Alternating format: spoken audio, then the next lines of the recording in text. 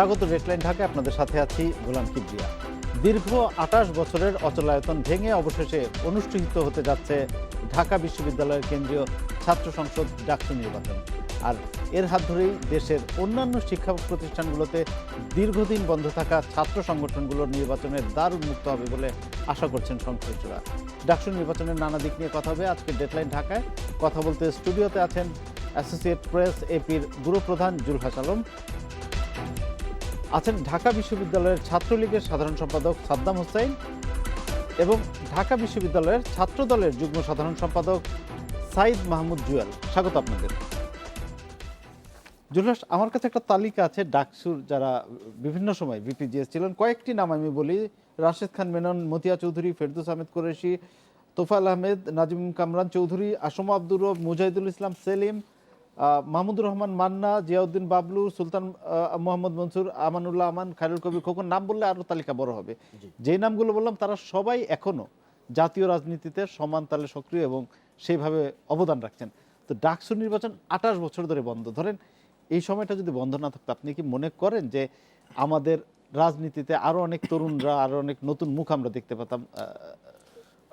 ধন্যবাদ। অবশ্যই আমি সেটা মনে করি। কারণ হচ্ছে যে নেতৃত্ব বিকাশে তো নানা প্ল্যাটফর্ম লাগে। একটা সময় আমাদের ছিল যে বিশেষ করে মুক্তিযুদ্ধের আগে এক ধরনের পরিস্থিতি ছিল। মুক্তিযুদ্ধের পরে আমি যতদূর জানি যে প্রায় ৭টি নির্বাচন হয়েছে। এবং আমরা যদি আমাদের মুক্তিযুদ্ধের যে পর্যায়, চূড়ান্ত পর্যায়, ৭১ সনের যে চূড়ান্ত পর্যায়, তার আগে যে রাজনৈতিক প্রক্রিয়া যেটি ছিল, তার মধ্যে ডাকসু এবং ঢাকা বিশ্ববিদ্যালয় সবসময় ওতপ্রোতভাবে জড়িত ছিল এবং কখনো কখনো সেটা নেতৃত্বে ঢাকা বিশ্ববিদ্যালয় ছিল। আর সেখান থেকে যেটি তৈরি হয়েছে যে এই অনুশীলনের মাধ্যমে মাঠে কাজ করে, সাধারণ শিক্ষার্থীদের মধ্যে কাজ করে, নানা প্রোগ্রাম দিয়ে, যেটা হয় নেতৃত্বের ক্ষেত্রে যে একটা প্রক্রিয়া অনুসরণ করতে হয়, সেই জায়গা থেকে আমরা যাদেরকে দেখতে পাই, যারা এসছেন, তারা প্রত্যেকে, আপনি ঠিকই বলেছেন যে জাতীয় পর্যায়ে তাদের যে অবস্থান আমরা দেখেছি। তোফায়েল আহমেদের মতো নেতা আছেন, অন্যদিকে যারা আছেন, এইবার আমরা যারা বিরোধী দলে দেখলাম সেখানে অনেকে আছেন, মান্না সাহেব আছেন, রব সাহেব আছেন। তো এরা সবাই কিন্তু এখানে, মুজাহিদুল ইসলাম সেলিম, তারা আছেন এবং প্রত্যেকেই কিন্তু অত্যন্ত মেধাবী এবং তাদের মেধার পরিচয় দিয়েছেন বিভিন্ন ক্ষেত্রে। তো সেই জায়গা থেকে যে নেতৃত্বের যে একটি বিকাশের সুযোগ ছিল, সেটি ডেফিনেটলি আমি মনে করি যে ব্যাহত হয়েছে এবং এটি যদি থাকতো তাহলে অন্যান্য যেসব বিশ্ববিদ্যালয় আছে। ধরেন আমরা তরুণদের রাজনীতি সহ বিভিন্ন জায়গায় সম্পৃক্ত হওয়ার কথা বলি। এবারও রাজনৈতিক দলগুলো খুব, এইবার যে নির্বাচনটি হয়ে গেল সম্প্রতি, খুব স্বল্প সংখ্যক হলেও কিছু তরুণদেরকে মনোনয়ন দিয়েছেন। কিন্তু আমরা বিশ্লেষণ করে দেখেছি যারা মনোনয়ন পেয়েছেন তারা যতটা না দলের কর্মী হিসেবে, তার চেয়ে অনেক বেশি তাদের রাজনৈতিক পরিচয় বলয়, প্রভাব বা পারিবারিক পরিচয়ে তারা বেশি বিবেচিত হয়েছেন।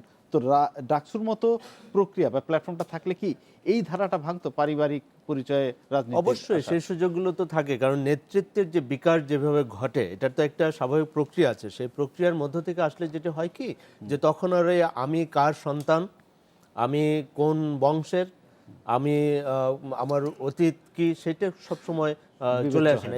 এটা হয় কি যে একটা সাধারণ প্রক্রিয়ার মাধ্যমে সেটা বিকাশের একটা সুযোগ পায়। এবং ঢাকা বিশ্ববিদ্যালয়ে যদি এটা প্রচলিত থাকতো, তাহলে এটার আবার একটা আমরা যেটাকে বলে রিপলিং এফেক্ট আছে, যেটা এক ধরনের একটা ঢেউ লাগে সারা দেশে অন্যান্য যেসব বিশ্ববিদ্যালয় আছে এবং শিক্ষা প্রতিষ্ঠানে, সেটার মধ্যে কিন্তু এক ধরনের, আমার মনে আছে যখন এই নির্বাচনগুলো হতো, তখন ওই কলেজগুলোতে, বিশ্ববিদ্যালয়গুলোতে একদম আনন্দ ঘন পরিবেশ এবং এক ধরনের ছাত্ররা, কিন্তু তার মানে এই না যে তারা পড়াশোনা করেনি, তা কিন্তু না।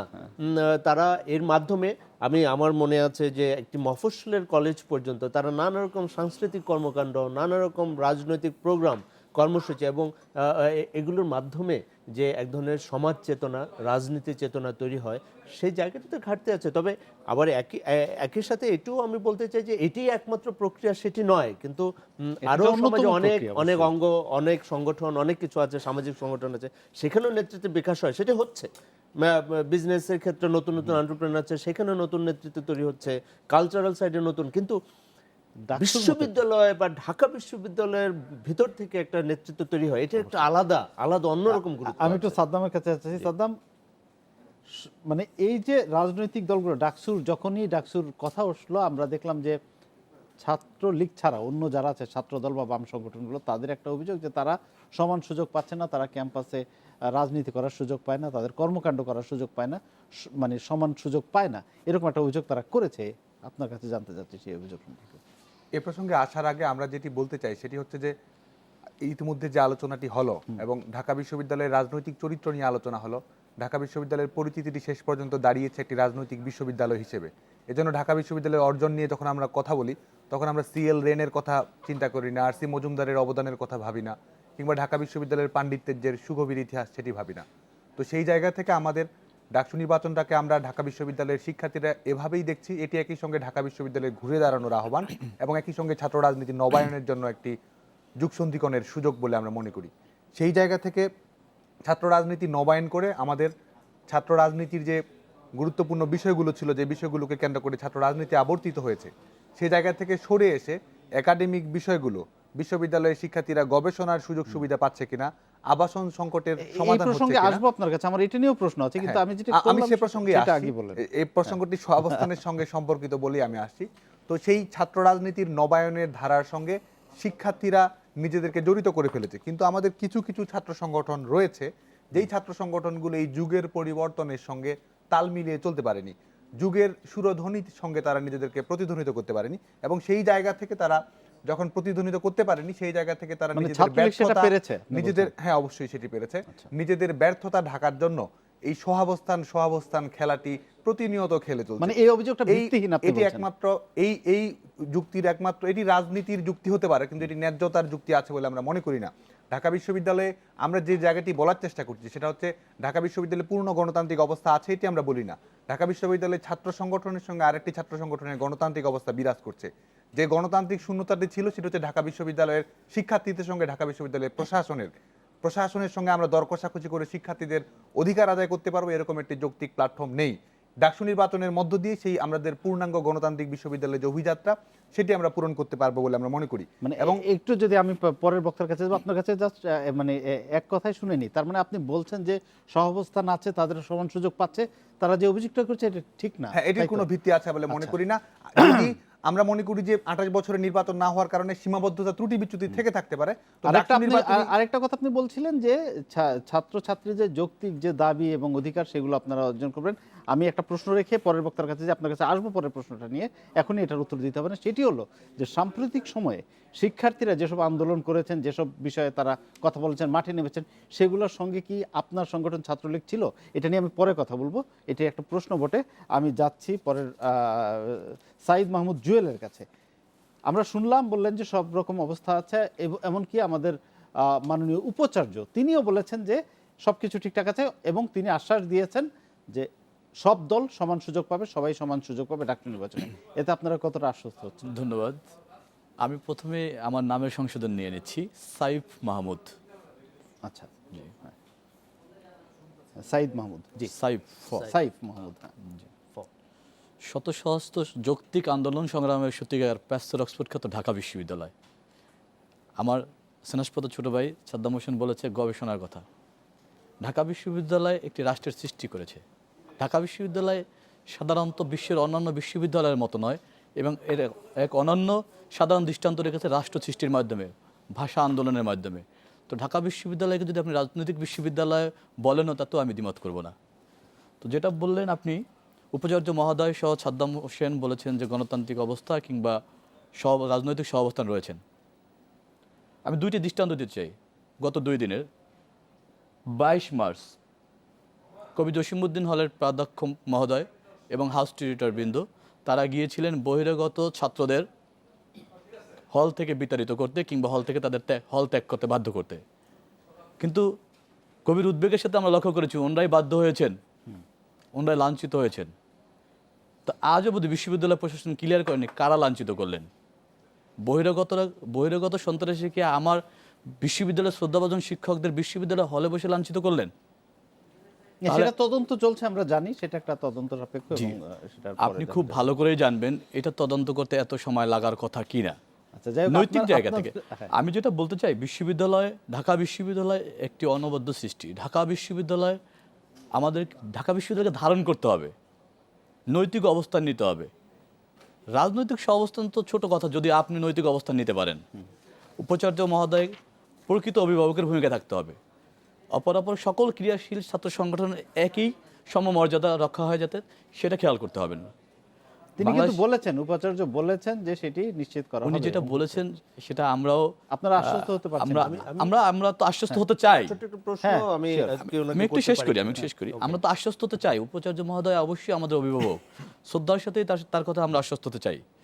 কিন্তু আপনি লক্ষ্য করবেন 22 মার্চের পর 23 মার্চ কোটা সংস্কার আন্দোলনের নেতারা তারা ডাকসু নির্বাচনে অংশগ্রহণ করবেন বলে এরকম একটি প্যানেল গঠন করবেন, সেই আলোচনা করছিলেন। ওখানেও কি সন্ত্রাসীরা আক্রমণ করলেন তাদের উপরে? তাদেরকে 3 ঘন্টা আটক রাখলো, কারা রাখলো, বিশ্ববিদ্যালয় প্রশাসন নির্বিকার হয়ে তাকিয়ে দেখলো নাকি কোনো ব্যবস্থা নিল? আমরা লক্ষ্য করে মানে সেরকম কোনো ব্যবস্থা দেখি নেই। এখন বিশ্ববিদ্যালয়ে যদি, ঢাকা বিশ্ববিদ্যালয়ে আপনার আমার আবেগের জায়গা, সেখানে যদি বহিরাগত সন্ত্রাসী এত অবস্থান নিতে পারে, তাহলে আপনার আমার নৈতিক অবস্থান থেকে ঢাকা বিশ্ববিদ্যালয়ে গিয়ে সবাই এটা প্রতিহত করা উচিত। যদি বিশ্ববিদ্যালয় প্রশাসন এভাবে নির্বিকার হয়ে তাকিয়েই থাকে যে বহিরাগত সন্ত্রাসী আমার নিয়মিত ছাত্রদের, কোটা সংস্কার আন্দোলনের নেতাদের মারছে, আমার প্রাধ্যক্ষকে লাঞ্ছিত করছেন। আচ্ছা, আপনার কাছে যাব আমি। সাদ্দামের কাছে একটু এই প্রশ্নের উত্তর নেই যে বারবার যে এরকম আক্রমণ হচ্ছে, কোটার সংস্কার আন্দোলনকারীরা আগেও দেখেছি নানা রকম আক্রমণের শিকার হয়েছে। এই ক্ষেত্রে ছাত্র সংগঠনগুলোর কি করার আছে, আপনাদের কি করার ছিল? প্রথমে যে ঘটনাটির ব্যাখ্যা করলেন কবি জসিমউদ্দিন হলের ঘটনা, তো মায়ের চেয়ে মাসির দরদ তিনি বেশি দেখাচ্ছেন। কবি জসিমউদ্দিন হলের সম্মানিত প্রাধ্যক্ষ, আমাদের আইন বিভাগেরই আমার সরাসরি শিক্ষক। গতকালকের প্রত্যেকটি সংবাদ মাধ্যমে আপনি জেনে থাকবেন তিনি ঘটনাটি সম্পূর্ণ অস্বীকার করেছেন। ঢাকা বিশ্ববিদ্যালয়ের শিক্ষার্থীদের সঙ্গে ছাত্রদলের যে ঢাকা বিশ্ববিদ্যালয়ের শিক্ষার্থীদের সঙ্গে ছাত্রদলের যে সম্পৃক্ততা নেই, এটি তারই প্রমাণ। সেটি হচ্ছে গতকালকে কবি জসিমউদ্দিন হলের শিক্ষার্থীরা, আমরা ইতিমধ্যেই ছাত্রলীগ ঢাকা বিশ্ববিদ্যালয়ে যে ঘোষণাটি দিয়েছি যে পূর্ণাঙ্গ আবাসিক বিশ্ববিদ্যালয়ে পরিণত করতে হবে, প্রথম বর্ষে এসে কবি জসিমউদ্দিন হলের শিক্ষার্থীরা যখন সিটের নিশ্চয়তা পায় না, তখন কর্মচারীদের অধিক আবাসনের সুবিধা দেওয়া হচ্ছে কিনা এই বিষয়টিকে কেন্দ্র করে আমাদের ছাত্রলীগের বন্ধুদের নেতৃত্বে কবি জসিমউদ্দিন হলের শিক্ষার্থীরা মিছিল বের করেছিল এবং বিশ্ববিদ্যালয় প্রশাসন সহ হল প্রশাসনকে জানিয়ে বলেছিল যে আজকে আমাদের সিটের নিশ্চয়তা দিতে হবে, আজকে আমাদের আবাসন সংকটের উপর ভিত্তি করে অন্যরা ছাত্র রাজনীতি সে যে সংগঠনই হোক সেটি যেন না করার সুযোগ হয়। প্রশ্নটা ছিল আসলে ভিন্ন। আমি বলছিলাম যে যখন কোটা সংস্কার আন্দোলন সহ বিভিন্ন আন্দোলনকারীরা, ছাত্ররা ঢাকা বিশ্ববিদ্যালয় এলাকায় কিংবা শহীদ মিনার চত্বরে আক্রমণের শিকার হন, কারা আক্রমণ করেছে কোটা সংস্কার অধিকার বা সাধারণ, আপনাদের কি করার থাকে যারা আপনারা ঢাকা বিশ্ববিদ্যালয়? আসলে আমরা আমাদের রাজনীতির শুভ কাজের প্রতিযোগিতা ছাত্রদল, ছাত্র ইউনিয়ন, ছাত্রফ্রন্ট, ছাত্র ফেডারেশন সবার সঙ্গে হতে পারে। কোটা সংস্কারের তারা কোনো ছাত্র সংগঠন নয়, সাধারণ শিক্ষার্থীদের অধিকারের প্ল্যাটফর্ম তারা নেই। সাধারণ শিক্ষার্থীর নামের সাইনবোর্ড ছিনতাই করে যে কেউ যে কোনো কর্মসূচি ঘোষণা করবে, ঠিক আছে, মানলাম তারা, কিন্তু তাদের উপর যখন হামলা হয়। কোটা সংস্কারের বিষয়টি একটি ইস্যু ভিত্তিক আন্দোলন ছিল এবং সেটি আমি ওই আন্দোলনে যাচ্ছি না, আন্দোলন নিয়ে আমার কোনো প্রশ্ন নাই। নেতৃত্ব নির্ভর কোনো আন্দোলন ছিল না, সাধারণ শিক্ষার্থীদের স্বতঃস্ফূর্ত আবেগ ছিল, যে কারণে তারা রাজপথে শামিল হয়েছিল। এবং সেই জায়গায় আজকে কোটা সংস্কারের যারা সত্যিকারের আন্দোলনকারী, ইতিমধ্যেই তারা, আপনি জানেন, চাকরির জন্য আন্দোলন করেছে, তারা চাকরির লেখাপড়ায় ব্যস্ত রয়েছে। যারা এই আন্দোলনকে ব্যবহার করে নিজেদের পলিটিক্যাল কেরিয়ার করতে চায়, সাধারণ শিক্ষার্থীদের আবেগকে ব্যবহার করে হামলা হওয়াটা, আমি সেটা বলছি না, ঘোলা পানিতে মাছ শিকার করতে চায়, তারাই এখন কোটা সংস্কারের সাইনবোর্ড ব্যবহার করে রাজনৈতিক স্বার্থ সিদ্ধি হাসিলের চেষ্টা করছে। এবং নিজেদের মধ্যে, কালকে আমি শুনেছি, আমি পরবর্তীতে জেনেছি, বাংলা একাডেমিতে তারা মিটিং করেছিল এবং সেখানে তারা যখন এই ধরনের রাজনৈতিক অভিপ্সা তাদের মধ্যে জেগেছে, তখন ডাকসু নির্বাচনে কে প্রার্থী হবে কে প্রার্থী হবে না, এটাকে কেন্দ্র করে নিজেদের মধ্যে দ্বন্দ্ব, নিজেদের মধ্যে দ্বন্দ্ব নিয়ে তারা সংকটে লিপ্ত হয়েছে।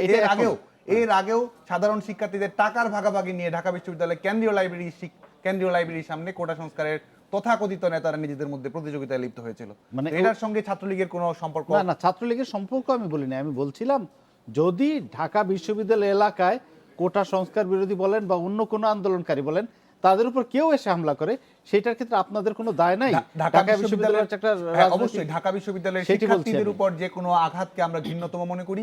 কেউ যদি বিশ্ববিদ্যালয়ের পরিবেশ পরিস্থিতি অস্থিতিশীল করার জন্য রাজনৈতিক আন্দোলন পরিচালনা করে, সেটির দায়ও ছাত্র সংগঠন। আমরা একটা বিরতিতে যাব, তার আগে প্রশাসনকে আমরা সেটি দেখার, তারা যে সাইফের কাছে একটা প্রশ্ন রেখে যায়, সেটি হচ্ছে যে অতীতে আমরা দেখেছি যখন বিএনপি ক্ষমতায় ছিল এবং ছাত্রদল ঢাকা বিশ্ববিদ্যালয়ে ডমিনেট করতো, সেই সময় বা এখন সবসময় আমরা দেখি যে ছাত্র সংগঠনগুলো আপনাদের যে রাজনৈতিক দল তাদের লেজুর বৃত্তি করে, তাদের স্বার্থটা বেশি দেখে ছাত্রদের স্বার্থের চেয়ে, এরকম একটা অভিযোগ আছে। সেটি সম্পর্কে আপনার কাছে জানবো, আপনার কাছেও আসবো। আমি সাইফ মাহমুদের কাছে যে প্রশ্নটা রেখে গিয়েছিলাম যে ছাত্র সংগঠনগুলো আমরা দেখেছি অতীতে এবং এখনো এটা একটা ট্র্যাডিশন রয়েছে যে দলীয় রাজনীতির একটা অংশ হয়ে যায়, যেটি কোনোভাবেই কাম্য না। এই ডাকসু নির্বাচনকে কেন্দ্র করে আপনারা কি নিজেদেরকে ভিন্নভাবে প্রস্তুত করছেন কিনা? নিঃসন্দেহে বাংলাদেশ জাতীয়তাবাদী ছাত্র দল তো স্বতন্ত্রতা রয়েছে। হ্যাঁ, বাংলাদেশ জাতীয়তাবাদী দল আমরা অঙ্গ সংগঠন না, সহযোগী সংগঠন না, অতএব আমাদের স্বাতন্ত্রতা রয়েছে। আর একটু দ্বিমত করি ডোমিনেট করার বিষয়ে।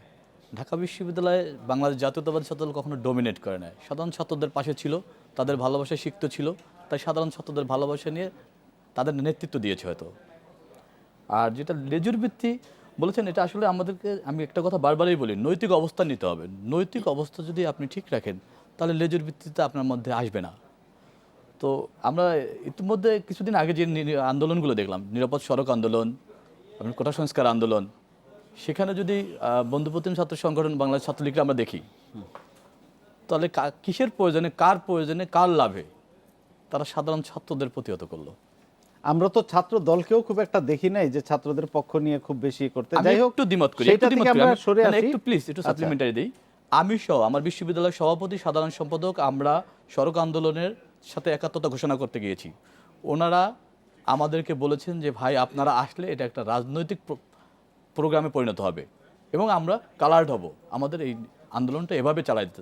তো আমরা সহমত পোষণ করে চলে গেছি এবং এটা মিডিয়ার সামনে আমরা সহমত পোষণ করে গেছি যে আমরা আপনাদের সকল শান্তিপূর্ণ আন্দোলনে আমরা থাকব। ডাকসু নির্বাচনে ফিরে আসি। এই যে নির্বাচনের তারিখ ঘোষণা হয়েছে, এটা নিয়ে ছাত্র দল কিভাবে নিজেকে প্রস্তুত করছে? আপনারা আপনাদের প্যানেল তৈরি করেছেন কিনা? কারা প্রতিদ্বন্দ্বিতা করছে? এই বিষয়ে একটু বলেন আমাদেরকে। যেহেতু ঢাকা বিশ্ববিদ্যালয়ে আমাদের নির্বিঘ্নে প্রবেশ করার সুযোগ নেই, সেহেতু আমরা আমাদের বিভিন্ন জায়গায় বসে, বিভিন্ন বন্ধুদের বাসায় বসে, বিভিন্ন জায়গায় বসে আমাদের সাংগঠনিক কার্যক্রম আমরা আপাতত পরিচালনা করছি। আমাদের বিভিন্ন সবগুলো হলেই সাংগঠনিক কমিটি রয়েছে এবং আহ্বায়ক এবং সদস্য সচিব সহ যুগ্ম আহ্বায়কদের নিয়ে আমরা একাধিকবার আলোচনা করেছি। সেক্ষেত্রে বিশ্ববিদ্যালয় প্রশাসন যেই ক্রাইটেরিয়া দেয় সেই ক্রাইটেরিয়ায় আমরা যাতে নির্বাচনে প্রতিযোগিতা করতে পারি সেই জন্য সবাইকে প্রস্তুত করছি আমরা। আরেকটি বিষয় আপনার কাছে জানতে চাইছি সাদ্দাম, আমরা দেখেছি যে আমাদের রাজনীতির যে ধারা, তাতে দেখা যায় যে যেই দল পরাজিত হয় জাতীয় পর্যায়ের নির্বাচনে, তাদের ছাত্র সংগঠনগুলোকে আর খুঁজে পাওয়া যায় না ক্যাম্পাসে।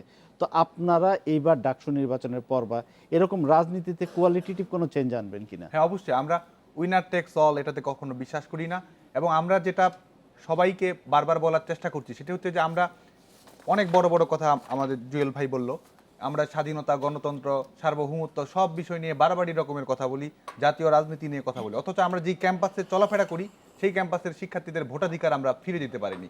তো বাংলাদেশের সকল ছাত্র সংগঠনের সকল নেতা এবং কর্মীকে স্বীকার করতে হবে নিজেদের এই ব্যর্থতাকে। এবং আমরা ডাকসু নির্বাচনকে দেখছি যে আমরা এই 11ই মার্চে ডাকসু নির্বাচনে শিক্ষার্থীদের ভোটাধিকার ফিরিয়ে দেওয়ার মাধ্যমে আজকে আমরা ডাকসু নির্বাচনে আসলে ছাত্রদলও পরাজিত হবে না, ছাত্রলীগও পরাজিত হবে না, ডাকসু নির্বাচনে বিজয়ী হবে ঢাকা বিশ্ববিদ্যালয়ের 36,000 শিক্ষার্থী। এবং আপনি যে বিষয়টি বললেন সেটি ইতিমধ্যেই আমরাই কিন্তু দাবি জানিয়েছি, সকল ছাত্র সংগঠন যেন শুভবোধের প্রতিযোগিতা রাজনীতি করতে পারে, ঢাকা বিশ্ববিদ্যালয় ক্যাম্পাসের শিক্ষার্থীদের অধিকারকে কেন্দ্র করে রাজনীতি করতে পারে। এজন্য এর আগেও ডাকসু নির্বাচন হয়েছে, কিন্তু ডাকসুর জন্য কোনো আচরণবিধি ছিল না। ছাত্র সংগঠনগুলো কিভাবে তাদের কার্যক্রম পরিচালনা করবে সেটি ছিল না। আপনি নিজেই বললেন যে জাতীয় রাজনৈতিক দলগুলোর সঙ্গে ছাত্র সংগঠনকে আলাদা করা যায় না। আজকে জাতীয় রাজনৈতিক দলগুলোকে এই সিদ্ধান্তে আসতে হবে যে ছাত্র সংগঠনগুলো স্বাধীনভাবে পরিচালিত হবে, নিজেদের রাজনৈতিক স্বার্থ সিদ্ধি আদায়ের জন্য শিক্ষার্থীদের ব্যবহার করবে, শিক্ষার্থীরা জাতীয় রাজনৈতিক দলের হাতিয়ারে পরিণত হবে, এটা ছাত্রলীগের নেতাকর্মীরা কখনোই চায় না। আমরা নির্বাচনে বিজয়ী হলে ঢাকা বিশ্ববিদ্যালয়ের শিক্ষার্থীদের সাথে গণতান্ত্রিক মত পথ সৌন্দর্যের স্বার্থে সবাইকে নিয়ে একাগ্রভাবে কাজ করার আগ্রহ রাখি এবং আমরা বিশ্বাস করি, আমরা ইতিমধ্যেই যেটি বলেছি যে ছাত্রলীগের লক্ষ্য নির্বাচনে বিজয়ী হওয়া নয়, ছাত্রলীগের লক্ষ্য নির্বাচিত নেতৃত্ব নিয়ে আসা, যেই নেতৃত্ব ঢাকা বিশ্ববিদ্যালয়ের সাধারণ শিক্ষার্থীদের কাছে নির্বাচনে বিজয়ী হলে যেই প্রত্যয় আপনি ঘোষণা করলেন যে সবাই মিলে সহাবস্থান করবেন, নির্বাচনে বিজয়ী না হয়ে এখনো তো সেটা করা সম্ভব, সব দল একসঙ্গে সহাবস্থান। বিশ্ববিদ্যালয়ের সহাবস্থান রয়েছে, আমরা বলছি যে বিশ্ববিদ্যালয়ের সহাবস্থানের ত্রুটি বিচ্যুতি সীমাবদ্ধতা থেকে থাকতে পারে, আমরা সেটা আরো উন্নততর পরিবেশ তৈরি করতে পারব। জুলহাসের কাছে যাই। জুলহাস, বিশ্ববিদ্যালয়ের রাজনীতি, ছাত্র রাজনীতির কথা আমরা বলছি, আরেকটি বিষয় হচ্ছে কি শিক্ষক রাজনীতি। আমরা অনেক সময় দেখি যে শিক্ষক রাজনীতিরও প্রভাব পড়ে ছাত্র রাজনীতির উপর। না, ঠিক আছে, এ ধরনের কথা তো আমরা সবসময় বলি, শুনি এবং মিডিয়াতে সেটি আসে। শুধু শিক্ষক রাজনীতি না, অনেকে মনে করে যে এত বছর যে ডাকসু নির্বাচন হয় নাই, এটা হচ্ছে যেটা সাদ্দাম বলছিলেন একটু, যে প্রশাসনের সাথে দর কষাকষি, সেটার প্রয়োজনেও এই নির্বাচন প্রয়োজন। প্রশাসনের সাথে দর কষাকষি, এবং অনেকে মনে করেন যে এত বছর নির্বাচন হয় না, সেটা প্রশাসন চায় নাই। কারণ তাহলে কি হয়, তাদের একক যে কর্তৃত্ব সেটি থাকে। প্রশাসনের ওপর, কি ধরনের কর্তৃত্ব, এটা তো একটা বিশ্ববিদ্যালয়, আমাদেরকে সর্বোচ্চ বিদ্যাপীঠ বলি আমরাও সেখানকার শিক্ষার্থী ছিলাম, ছাত্র ছিলাম, সম্মান রেখেই বলছি, এখানে অনেক ধরনের বিষয় আছে। একটু আগে বললেন, সাদ্দাম বললেন যে সিটের নিশ্চয়তা দেওয়ার দায়িত্ব কার, এটা কি ছাত্রলীগ ছাত্রদলের দায়িত্ব? কিন্তু বাস্তবতা কি? বাস্তবতা হয়েছে আমাদের ব্যক্তিগত অভিজ্ঞতা, আমরা যখন বিশ্ববিদ্যালয়ে পড়েছি, ছাত্রদল বিএনপি যখন ক্ষমতায় ছিল, 4 দলীয় জোট যখন ক্ষমতায় ছিল, তখন ছাত্রদলের কর্তৃত্ব ছিল। তখন ছাত্রলীগের ছেলেপেলেরা, আমাদের বন্ধু বান্ধবরা, তারা ক্যাম্পাসে ঢুকতে পারতো না, মধু ক্যান্টিনের সামনে আসতে তারা আতঙ্কিত থাকতো। আবার এখনকার পরিস্থিতি, সাদ্দাম বলছেন যে ত্রুটি বিচ্যুতি থাকতে পারে, রাজনৈতিক ভবনে খুব সুন্দরভাবে টার্ম ব্যবহার করেছেন, কিন্তু বাস্তবতাটা কিন্তু সবসময় কাছাকাছি, অনেকটা কাছাকাছি, এটা হলো বাস্তবতা। তারপরে হয়তো বা এখন এক ধরনের পরিবেশ থাকতে পারে, একটু বেটার হতে পারে, সেটা আমি ঠিক সরাসরি জানি না। কিন্তু বাস্তবতায় যেটা হচ্ছে যে উপরের রাজনীতির প্রভাবটা সরাসরি থাকে। একইভাবে শিক্ষকদের রাজনীতি, শিক্ষকরাও অনেক সময় যে ধরনের স্টেটমেন্ট দেন, তখন মনে হয় যে এটা কিন্তু অন্যান্য প্রফেশন আছে, আমাদের সাংবাদিকদের মধ্যেও আছে, হ্যাঁ, যেভাবে স্টেটমেন্ট দেওয়া হয়, তাতে মনে হয় যে এটা কার স্বার্থ রক্ষা করার জন্য। এই দুর্বলতাগুলো আমাদের জাতীয় রাজনীতির বিভিন্ন ক্ষেত্রে আছে। ব্যবসায়িক সংগঠনগুলো দেখি যে তারা, তো সেই জায়গা থেকে সেই জটিলতাগুলো আছে। তবে যে ডাকসুর যে নির্বাচন, এটি একটি, আমি বলবো যে এটা একটু ঐতিহাসিক মুভ নিয়েছে বর্তমান প্রশাসন, এবং ডেফিনেটলি আমি মনে করি যে বাংলাদেশে যেটা হয় যে মাননীয় প্রধানমন্ত্রীর সিগন্যাল ছাড়া কারো একটু সাহসী হয়নি সত্যিকার অর্থে। এর আগে অনেকেই, আমার মনে আছে এস এম ফায়েজ স্যারের সময় উদ্যোগ নেওয়ার চেষ্টা হয়েছে, আরিফিন স্যারের সময় উদ্যোগ নেওয়ার চেষ্টা হয়েছে, এখন যেটা হচ্ছে সেটি আমি মনে করি যে এনিওয়ে, মানে এক ধরনের চেষ্টা, মানে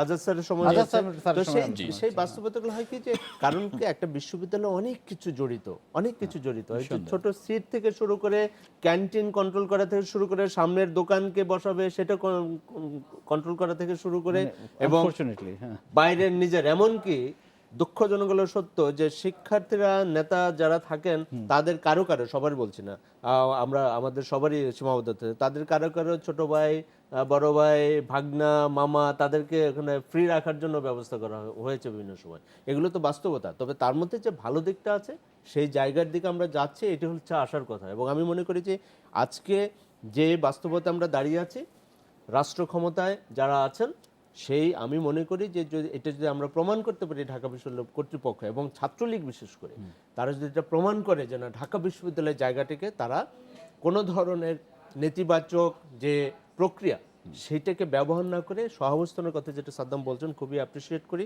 সেটি যদি সত্যি হয় এবং সেটি যদি একটা সুষ্ঠু পরিবেশ তৈরি হয়, তাহলে অত্যন্ত খুশির কথা। এবং আমি মনে করি তাহলে এখান থেকেই আমাদের জাতীয় রাজনীতির অনেক সমালোচনা আছে, সীমাবদ্ধতা আছে, এখান থেকেই নতুন করে আবার বাংলাদেশ যে পথ চলার সামনে, সেদিকে আরো এগিয়ে যেতে পারে। আমরা জুলহাসের কথা প্রসঙ্গে আরো আলোচনা করব। আমরা একটা আছে সাদ্দাম হোসেনের কাছে, ডাকসু নির্বাচন সামনে, আপনারা সাধারণ ছাত্রদের কাছে কি নিয়ে যাবেন, কি প্রতিশ্রুতি দেবেন, কি গুণগত পরিবর্তন আনবেন ঢাকা বিশ্ববিদ্যালয়ের ছাত্রদের জীবনে?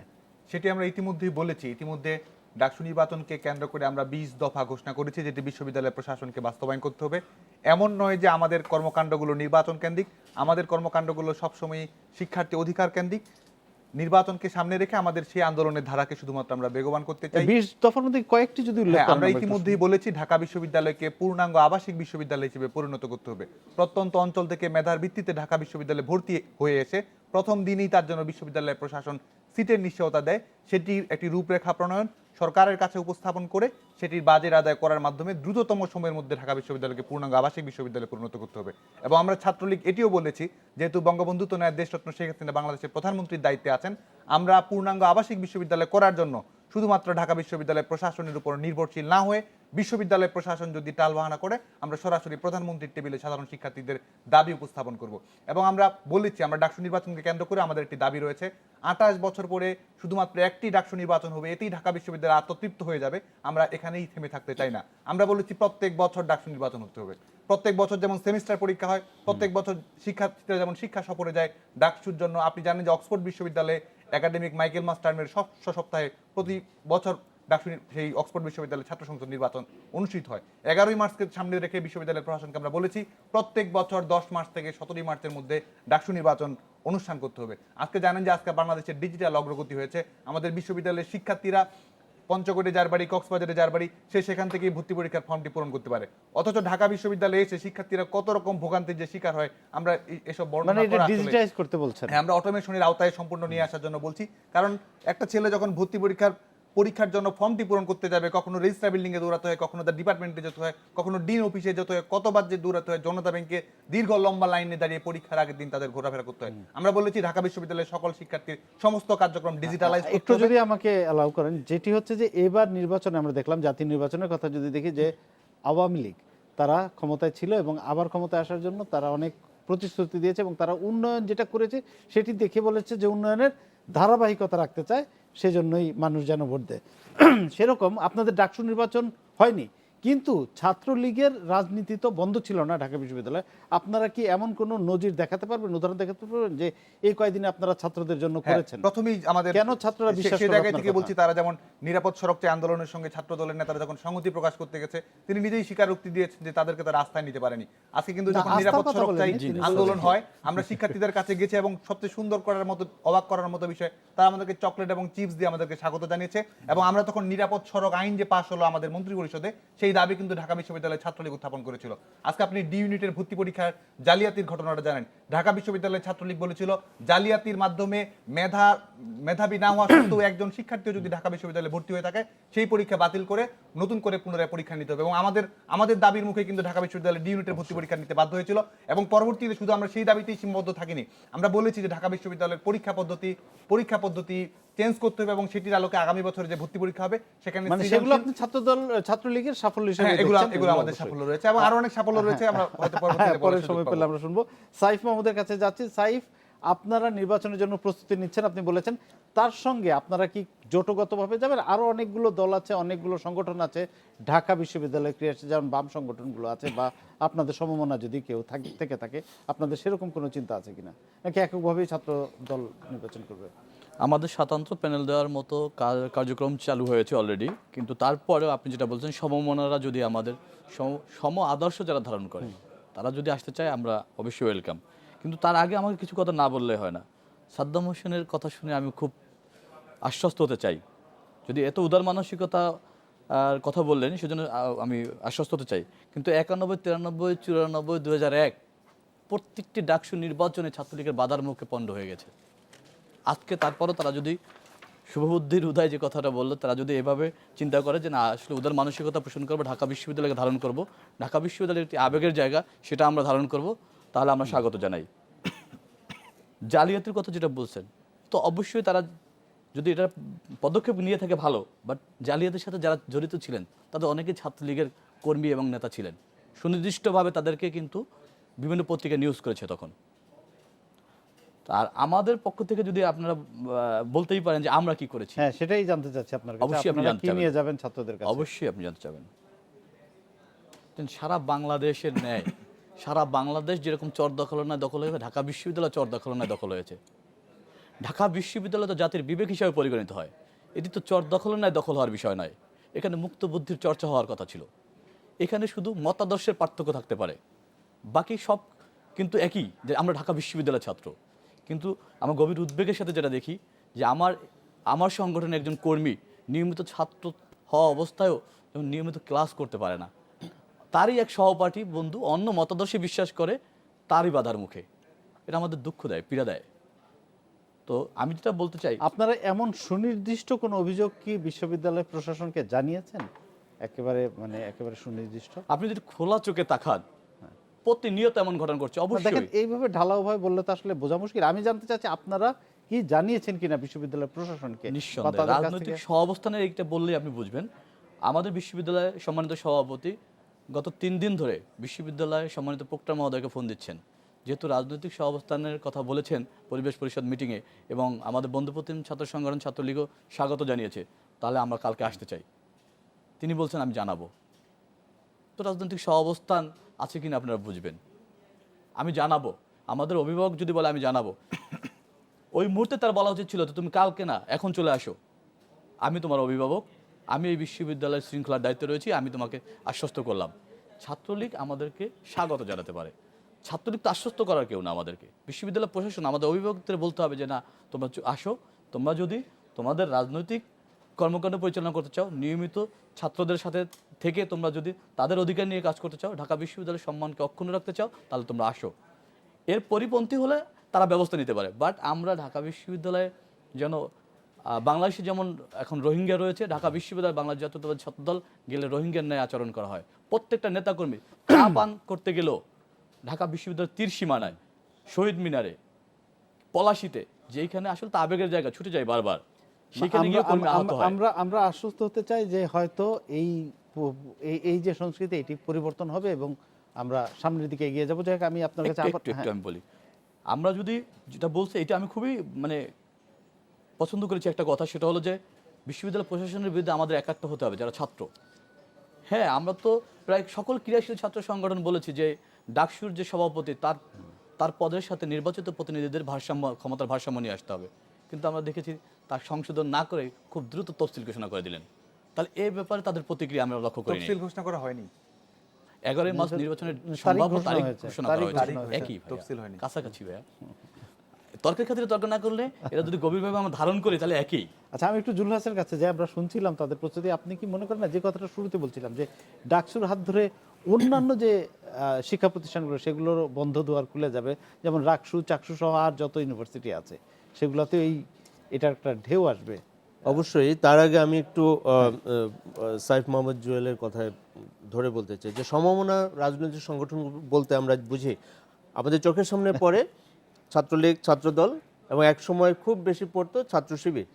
এখন তারা পত্রিকার পাতা খুললে এটা সেটা। এবং আমার ব্যক্তিগত অভিজ্ঞতা থেকে বলি, বিশেষ করে 4 দলীয় জোটের সরকারের সময় 2001 থেকে 2006 ছাত্রদলে আমাদের অনেক বড় ভাইরা, বন্ধুরা, তারা খুব অস্বস্তি বোধ করতো এবং তারা শিবিরকে নিয়ে অস্বস্তি বোধ করতো। এবং যেহেতু মূল সরকারে তাদের একটা পার্টনারশিপ ছিল, তো অনেক সময় দেখা যেত যে বিভিন্ন ক্যাম্পাসে ছাত্রদল বিব্রতকর অবস্থায় পড়ছে শিবিরের কারণে, এরকম তারাই অভিযোগ করতেন। তো সেই জায়গা থেকে এখন কি মানে শিবিরের অবস্থানটা কি, সেটাই যেমন আমি জানতে চাই একজন নাগরিক হিসেবে। দ্বিতীয়ত হলো যে ছোট ছোট বাম সংগঠনগুলো আছে, ছাত্র ইউনিয়ন আছে, মৈত্রী আছে এবং ফেডারেশন আছে, এরা আছে, এদের অবস্থানটা কি সেটা আমি জানতে চাই। আমি শুনতে পাচ্ছিলাম, একটু কথা বলছিলাম ওদের সাথে, তারা কেউ কেউ বলছিল যে কোটা সংস্কার আন্দোলনের সাথে যারা জড়িত ছিল তারা একটু বামদের সাথে কথা নাকি বলছে, নিজেরাও বলছে যে নিজেরা নির্বাচন করবে। আবার পাশাপাশি কিন্তু ওই যে যৌন নিপীড়ন বিরোধী যে ছোট ছোট গ্রুপ ছিল, তো তারাও আবার সম্মিলিতভাবে এক ধরনের জোট বাঁধার চেষ্টা করছে। সো আমার মনে হয় যে খুবই ইন্টারেস্টিং একটা ইভেন্ট হতে যাচ্ছে 11ই মার্চ, যদি সঠিকভাবে হয়। কারণ এখানে আমরা জাতীয় রাজনীতির যে বেসিক যে স্ট্রাকচার, সেটা সবকিছু ঢাকা বিশ্ববিদ্যালয়ে আছে এবং এটা যদি আমরা এখানে ভালো উদাহরণ তৈরি করতে পারি, তাহলে বাংলাদেশে এতগুলো বিশ্ববিদ্যালয় এবং পাবলিক বিশ্ববিদ্যালয়, অন্যগুলো বাদই দিলাম, পাবলিক বিশ্ববিদ্যালয়ে এটার একটা দ্বার উন্মোচনের একটা দারুণ সুযোগ। এবং আমি কর্তৃপক্ষকে ধন্যবাদ জানাবো এই কারণে যে নতুন সরকার আসার পরেই খুব দ্রুত এই সিদ্ধান্তটি, যদিও সেখানে হাইকোর্টের একটা আগের উচ্চ আদালতের রায় ছিল এবং সেটিও পরে আবার পাল্টা করা হয়েছে, অ্যাপিল করা হয়েছিল। তো এখন একটি মার্চের মধ্যে এটি করতে হবে এরকম একটি বাধ্যবাধকতা তৈরি হয়েছে। তো এটি যেহেতু হচ্ছে এবং সামনে যেহেতু সরকার মোটামুটি এখন স্টেবল হয়ে গেছে এবং বসে গেছে মোটামুটি 5 বছর যদি তারা থাকে, এখন থেকে যদি এটা একটা সুন্দর প্রক্রিয়ার মাধ্যমে যায়, তাহলে বাকি বিশ্ববিদ্যালয়ে একটা সুযোগ তৈরি হবে। তবে আমি অবশ্যই মনে করি ক্ষমতার কারণে যে ভারসাম্যহীনতা তৈরি হয়, সেটির প্রভাব বিশ্ববিদ্যালয়গুলোতে না পড়ুক। হ্যাঁ, অবশ্যই আমরা একটা বিরোধ। জুলহাস, আপনার কাছে জানতে চাচ্ছি, এই পর্যন্ত নির্বাচন নিয়ে অনেক কথাই হলো, অনেক কিছু আমরা দেখছি। প্রশাসন, বিশ্ববিদ্যালয়ের প্রশাসনের ভূমিকা আপনি কেমন দেখছেন? প্রশাসনের ভূমিকা তো স্বাভাবিক কারণে গুরুত্বপূর্ণ, কিন্তু আমি যেটি আগে বলছিলাম যে প্রশাসন এই নির্বাচনকে প্রভাবিত করেছে বা ছিনতাই করে নিয়ে গেলে এরকম যেন কোনো অভিযোগ আমরা না পাই, সেটা আমরা আশা করি। কারণ উইথ ডিউ রেসপেক্ট, কারণ যারাই বিভিন্ন পদে আছেন, ভিসি স্যার থেকে সবাই তো শিক্ষক, আমাদেরই শিক্ষক। সো তাদের কাছ থেকে সেই আচরণটা, মূলত এই ঢাকা বিশ্ববিদ্যালয়ে শিক্ষার স্থান হলেও এখানে অনেক রক্ত ঝরেছে, আমাদের সময় ঝরেছে, আগে ঝরেছে, এরশাদ সাহেবের আমলে এই বিশ্ববিদ্যালয়ে অনেক কিছু হয়েছে, তো মুক্তিযুদ্ধের পরে হয়েছে। তো আমার কাছে মনে হয় যে সাধারণ শিক্ষার্থীরা যেন নিরাপত্তা পায়, এই নির্বাচনকে কেন্দ্র করে যেন সাধারণ শিক্ষার্থী মানে সহিংসতা যেন না যেন হয়। সেই জায়গাটি অত্যন্ত গুরুত্বপূর্ণ। যদি সেরকম কোনো সহিংস ঘটনা ঘটে, অত্যন্ত সেনসিটিভ জায়গা ঢাকা বিশ্ববিদ্যালয়, এটি যেন আমরা আমাদের মনে আছে, কিন্তু সত্যিকার অর্থে যেন আমাদের মনে থাকে, এটি একটি বিষয়। আরেকটি বিষয় হচ্ছে যে সাধারণ শিক্ষার্থীদের ভোটাধিকার প্রয়োগের জন্য সুযোগটা থাকে। এই জায়গায় কোনো ম্যানিপুলেশন করলে কিন্তু মানুষ জেনে যাবে, মানুষ কিন্তু টের পেয়ে যাবে এবং আস্থাহীনতা আর এই ডাকসু তৈরি নির্বাচনের হবে। দিকে সবার নজর থাকবে, এটাও সেই ঠিক। জায়গা থেকে আমার কাছে মনে হয় যে যেহেতু আমরা 28 বছর পরে একটি সুযোগ পেয়েছি, প্রশাসন যেন অত্যন্ত দক্ষতার সঙ্গে, নিরপেক্ষতার কথাটি হয়তোবা অনেকের কাছে আপেক্ষিক মনে হতে পারে, কিন্তু আমি বলবো যে দক্ষতার সঙ্গে এবং পার্টিসিপেটরি করে সবাইকে একসাথে নিয়ে যেন এটি শেষ করেন, যেন আমরা ভবিষ্যতে জাতীয় রাজনীতির ক্ষেত্রে সেটা প্রতিফলন আনার দাবি তুলতে পারি। অবশ্যই এই প্রসঙ্গে আসছি আপনার কাছে। আমরা দেখেছি যে বিভিন্ন সময় রাজনৈতিক সংঘাত বা বিভিন্ন রাজনৈতিক মতবিরোধকে কেন্দ্র করে ঢাকা বিশ্ববিদ্যালয় এলাকার রণক্ষেত্র হয়ে উঠেছে, রক্তক্ষয়ী সংঘর্ষ হয়েছে। দীর্ঘদিন সেটি আমরা দেখছি না, কিন্তু এই নির্বাচনের মতো একটা ঘটনাকে কেন্দ্র করে আবার সেরকম যেন না হয়ে যায়, সেখানে আপনারা কি ভূমিকা রাখবেন? ইতিমধ্যে আমরা ভূমিকা রেখেছি। ডাকসুর জন্য যে আচরণবিধি প্রণয়ন করার কথা, সেটি ছাত্রলীগের প্রস্তাব। আমরা বলেছি যে ছাত্র নেতাদের নিজেদের প্রতিযোগিতার কারণে, ছাত্র সংগঠনগুলোর নিজেদের প্রতিযোগিতার কারণে যে ছেলেটি লেখাপড়া করতে চায়, পরীক্ষা শেষে চাকরিতে যেতে চায়, লাইব্রেরিতে গভীর মনোনিবেশের সঙ্গে লেখাপড়া করতে চায়, তার শিক্ষা জীবন যেন ব্যাহত না হয়, সেটি নিশ্চিত করার জন্য কিন্তু আবার এই অভিযোগ আছে যে ইতিমধ্যে আমরা সাধারণ আহ্বান জানিয়েছি। শিক্ষার্থীদের অনেক সময় জোর করে মিছিল মিটিংয়ে নিয়ে যাওয়া হয়, এই অভিযোগ আমরা রাজনৈতিক এ ধরনের ছাত্র কোনো সংগঠনগুলো অভিযোগের ভিত্তি নেই। আমরা বরং দেখেছি যে প্রথমত যে আমাদের বামপন্থী ছাত্র সংগঠনগুলো রয়েছে, আপনি ডাকসু নির্বাচনের দাবিতে তাদের 15-20 জনের বিশাল মিছিল দেখবেন, এবং সেই 15-20 জনের বিশাল মিছিলে দেখবেন যে লাল আমাদের যে আকাশী নীলের ইউনিফর্ম পরা স্কুল ড্রেস পরা বাচ্চা ছেলেমেয়েরা সেই মিছিলে ডাকসু নির্বাচনের দাবিতে তারা সেই মিছিলকে সামিল করে। আজকে ঢাকা বিশ্ববিদ্যালয়ের ছাত্রলীগ মুক্তিযুদ্ধের অঙ্গীকারের প্রশ্নে আপোষহীন থাকে, বঙ্গবন্ধুর আদর্শের প্রতি সৎ থাকে, শিক্ষার্থীদের আনন্দ বেদনা মিলন বিরহ সংকটের পাশে থাকে বলেই আমাদের আহ্বানে সাড়া দিয়ে মিছিল মিটিংয়ে অংশগ্রহণ করে। এবং অনেক সময় দেখা যায় যে আমরা জোর করে আনা হয় না, জোর করার তো প্রশ্নই আসে না। আমরা যুক্তির জোরে বিশ্বাস করি, জোরের যুক্তিতে বিশ্বাস করি না। সে জায়গা থেকে আমরা মনে করি যে সকল ছাত্র সংগঠনকে দায়িত্বশীল ভূমিকা পালন করতে হবে। আজকে ছাত্রদল যদি ছাত্রদের কথা না ভেবে জাতীয় রাজনৈতিক দলের এজেন্ডা বিশ্ববিদ্যালয়ে বাস্তবায়ন করতে চায়, বরং সেক্ষেত্রেই শিক্ষা জীবন ব্যাহত হওয়ার একটা আশঙ্কা থেকে যায়। এবং উনি বারবার যেটি বলছেন যে ছাত্রদল ক্যাম্পাসে যেতে পারে না, কথা বলতে পারে না, ছাত্রদলের কর্মসূচি তারা তুলে ধরতে পারে না। পরিবেশ পরিষদের বৈঠক হয়েছে, সেখানে তারা যেহেতু ক্যাম্পাসে সুযোগ পায় না, আমি ছাত্রদলের কথাগুলো বলছি, তারা কোন ধরনের দাবিগুলো নিয়ে আসছে আপনাদেরও জানা উচিত। তারা বলেছে তারা ডাকসুকে একটি বয়স্কদের ক্লাবে পরিণত করার জন্য আহ্বান জানিয়েছে। তারা বলেছে এমফিল মানে পিএইচডি, এই শব্দটাই ছিল বয়স্কদের ক্লাব আমি করতে বলি চাই ব্যাখ্যা করি আগে। এমফিল পিএইচডি যারা শিক্ষার্থী, তার বয়স যদি 40 হয় 45 হয়, তারও নাকি ভোটাধিকার রয়েছে, তারও নাকি প্রার্থী হওয়ার সুযোগ রয়েছে। বিশ্বজোড়া পাঠশালা মোর সবার আমি ছাত্র, এই ধরনের একটা তত্ত্ব নিয়ে তারা সেখানে সেই নির্বাচনে অংশগ্রহণ করে স্বাগত জানিয়েছে। বারবার সহাবস্থানের কথা বলছে। সেই মিটিংয়ে ছাত্রদলের সভাপতি সাধারণ সম্পাদক সহাবস্থানের মানে কি এটা যে 1995-96 শিক্ষাবর্ষে যে ছেলেটি বের হয়ে গেছে, 2001-02 শিক্ষাবর্ষে যে ছেলেটি বের হয়ে গেছে, তাকে আমরা হলগুলোতে আবার আবাসিক সুযোগ দেব। আজকে আমরা বলছি যে ডাকসু নির্বাচনের ঘোষণার পরে ছাত্রদল নিজের একটা অস্বস্তির মুখে পড়ে গেছে, হুমকির মুখে পড়েছে, এবং যে আশঙ্কার কথা বলছেন সেই আশঙ্কার মুখে পড়ে গেছে। সেই আশঙ্কাটি হচ্ছে ছাত্রদল যে ধারায় রাজনীতি করেছে সেই রাজনৈতিক ধারাটাই হুমকির মুখে পড়েছে। তাদের নেতৃত্বে অছাত্ররা রয়েছে, অছাত্ররা নিজেদের নেতৃত্বকে নিরাপদ রাখার জন্য অছাত্র কে রয়েছে ছাত্রদলের আজকে ছাত্রদলের নেতৃত্বে যারা রয়েছে তারা, আপনি জানেন যে আমি আমার বড় ভাই তাকে শ্রদ্ধা করি, ছাত্রদলের সভাপতি সাধারণ সম্পাদক সবাইকে শ্রদ্ধা করি, কিন্তু ছাত্রদলের কেন্দ্রীয় সভার সভাপতি সাধারণ সম্পাদক যারা রয়েছেন তারা 90 দশকে ছাত্র রাজনীতি করেছেন। ঢাকা বিশ্ববিদ্যালয়ের সভাপতি সাধারণ সম্পাদক যারা রয়েছেন তারা আমাদের এই 21 শতকে যখন শুরু হয় সেই সময় ছাত্র রাজনীতি করেছেন। আমার পূর্বতন 4-5 জন সভাপতি সংঘ ছাত্রদলের কাছে শুরু, আপনারটা শেষ করেন, আমাদের সময় সংক্ষেপ। আমরা যেটি বলছি সেটি হচ্ছে যে আপনি যেটি বললেন যে বিশ্ববিদ্যালয়ের একাডেমিক পরিবেশ যেন ব্যাহত না হয়, সেটি আমরা যে কোনো মূল্যে রক্ষা করতে চাই। আজকে তারা বারবার দখলদারিত্ব সন্ত্রাসবাদী কার্যক্রমের অভিযোগ ধারাবাহিকভাবে তারা করছে, এবং আপনি নিজেই স্বীকার করলেন যে গত 10-12 বছর ধরে ঢাকা বিশ্ববিদ্যালয় কিন্তু নির্বিঘ্ন হয়ে পরিচালিত হয়েছে। আপনারা বলছেন ছাত্রলীগের দখলদারিত্ব, কিন্তু সেখানে আমরা দেখতে পাচ্ছি শিক্ষার্থীদের একাডেমিক জীবনের নিরাপত্তা যাব। আমাদের সময় একদম শেষ পর্যায়ে চলেছে। সাইফ, আপনার কাছেও এটা জানতে চাই যে নির্বাচনকে কেন্দ্র করে আপনাদের প্রস্তুতি কেমন ছিল, সেটি নিয়ে কথা হয়েছে। ঢাকা বিশ্ববিদ্যালয়ে এই যে নির্বাচন হতে যাচ্ছে মার্চ মাসে, 11 মার্চ তারিখ ঘোষণা হয়েছে, এটিকে আপনি মনে করেন না যে সর্বান্তকরণে একটি ভালো নির্বাচন হবে? নিঃসন্দেহে না। আমি আশান্বিত হয়েছিলাম বাট আমার বন্ধুপ্রতিম ছাত্র সংগঠনের নেতা বললেন প্রথমে আমাকে ডিফেন্স নিতে হয় ছাত্রদলের সভাপতি এবং সাধারণ সম্পাদক তারা অছাত্র, যেই অর্থে তারা অছাত্র সেই অর্থে ছাত্রলীগের প্রেসিডেন্ট সেক্রেটারি অছাত্র। ছাত্রের ব্যাখ্যা আপনাদের বিশ্ববিদ্যালয় প্রশাসন যদি মেনেই নেন, আপনারা বিশ্ববিদ্যালয় প্রশাসনের ব্যাখ্যা, তাহলে সেই অর্থে আপনার তারা নিয়মিত ছাত্রের কথা বলেছে, আমি যেটা ছাত্রলীগের দেখেছি। প্রেসিডেন্ট সেক্রেটারি নিয়মিত ছাত্র না, তারা 7, 8 এবং 8, 9 শিক্ষাবর্ষের নিয়মিত ছাত্র হওয়ার সুযোগই ঠিক নেই। আছে। তো তারা যদি ঢাকা বিশ্ববিদ্যালয়ে নির্বিঘ্নে থাকতে পারে, বাংলাদেশ জাতীয়তাবাদী ছাত্রদলের সভাপতি সাধারণ সম্পাদক নির্বিঘ্নে না থাকার কারণটা কি? অছাত্র তো তিনিও। আচ্ছা, আরেকটি প্রশ্ন আপনার কাছে, কি জুলহাস যেটির প্রসঙ্গ উত্থাপন করেছিল, আমরা দেখেছি যে এবার জাতীয় নির্বাচনেও জামায়াত সে অর্থে নির্বাচন করতে পারেনি, কিন্তু জামায়াতের প্রার্থীরা ধানের শীষ নিয়ে নির্বাচন করেছে। সে একইভাবে ছাত্র শিবির কি আপনাদের সঙ্গে আপনাদের প্যানেলে থাকছে কিনা, এরকম কোনো? ধন্যবাদ। বাংলাদেশ জাতীয়তাবাদী দল এবং জামাত এদের একটা রাজনৈতিক অ্যালায়েন্স না, এটা কিন্তু নির্বাচনী অ্যালায়েন্স।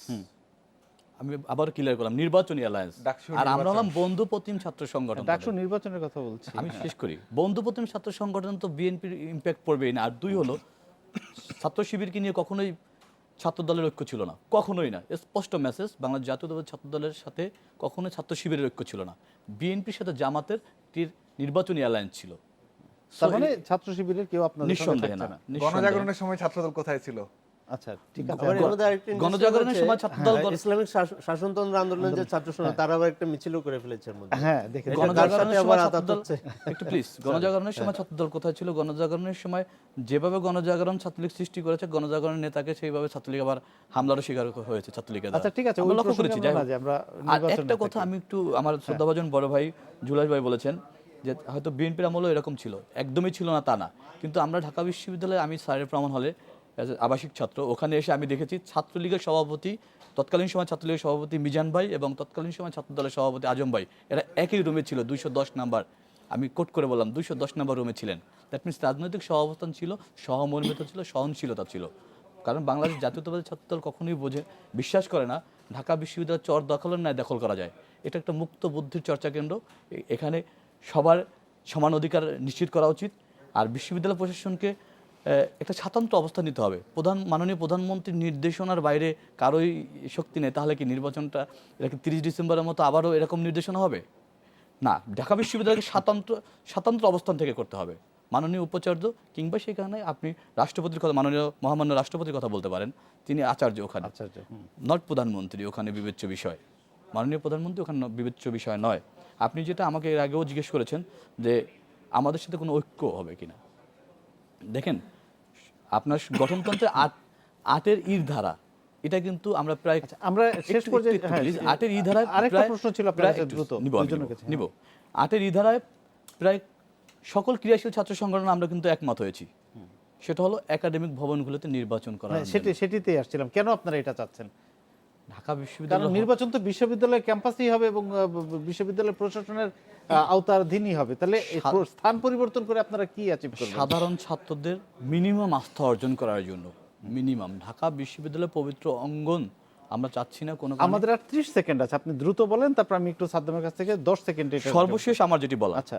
ঢাকা বিশ্ববিদ্যালয় প্রশাসন, আমার শ্রদ্ধাভাজন অভিভাবকদের একটু শেষ করি, শ্রদ্ধাভাজন অভিভাবকদের রাজনৈতিক মতাদর্শের ঊর্ধ্বে গিয়ে ঢাকা বিশ্ববিদ্যালয়কে ধারণ করে, ঢাকা বিশ্ববিদ্যালয়ের আবেগকে ধারণ করে ঢাকা বিশ্ববিদ্যালয়ের স্বতন্ত্রতা বজায় রাখতে হবে এবং নৈতিক অবস্থান নিতে হবে। তাহলে ঠিক আছে, আমরা একদম শেষ পর্যায়ে, আপনি কি মনে করেন যে এই দাবি যৌক্তিক? হ্যাঁ না বলেন শুধু, আমাদের একদম সময় নেই, আর 2 সেকেন্ড। এই দাবি একটি শুধু যৌক্তিক অযৌক্তিকতার পর একটা আপনি মনে হাস্যকর, করছেন এটা অযৌক্তিক দাবি? ঠিক আছে, আমাদের অবান্তর সময় যুক্তি। শেষ। ধন্যবাদ স্টুডিওতে আসার সকল জন্য, ক্রিয়াশীল একদম সংগঠন শেষ সময় অযৌক্তিক চলে দাবি করে। এসেছি। এই ছিল আজকে ডেডলাইন ঢাকা, দেখা হবে আগামী শুক্রবার এই সময়ে। শুভরাত্রি।